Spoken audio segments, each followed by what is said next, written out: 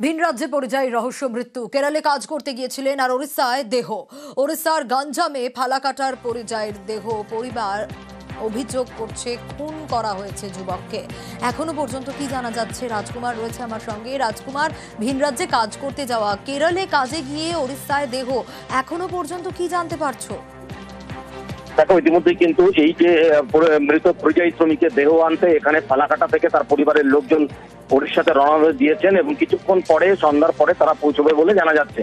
এদিকে যেহেতু এই ফালাকাটা থানার পুলিশ এই পরিবারকে সব রকম ভাবে সহযোগিতা করছে, অন্যদিকে এই যে ফালাকাটার যে পরিবারের অভিযোগ যে 12 তারিখ কেরালা থেকে এই শ্রমিক কিন্তু বাড়ির উদ্দেশ্যে ট্রেনে রওনা দিয়েছিল এবং 13 তারিখ বিকেল 5:51 নাগাদ তার সাথে কথা হয়, কিন্তু তারপর থেকেই আর তার ট্রেস পাওয়া যাচ্ছিল না এবং তখন খোঁজ পাওয়া যাচ্ছিল না। তখন 15 তারিখ কিন্তু যে জিআরপি, স্থানীয় ময়নাগুড়ি জিআরপিতে পরিবারের পক্ষ থেকে অভিযোগ জানানো হয় এবং গতকালকে ফালাকাটা থানা থেকে এই পরিবারকে জানানো হয় যে ওড়িশাতে এই শ্রমিকের মৃতদেহ উদ্ধার হয়েছে এবং তারা যোগাযোগ করে জানতে পেরেছে যে ফালাকাটার যে শ্রমিক নিখোঁজ ছিল, যার ডায়েরি করা হয়েছিল নিখোঁজ ডায়েরি, সেই শ্রমিকেরই মৃতদেহ উদ্ধার হয়েছে।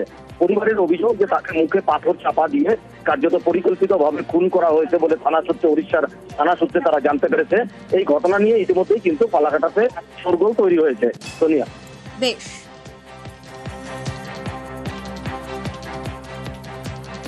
নিউজ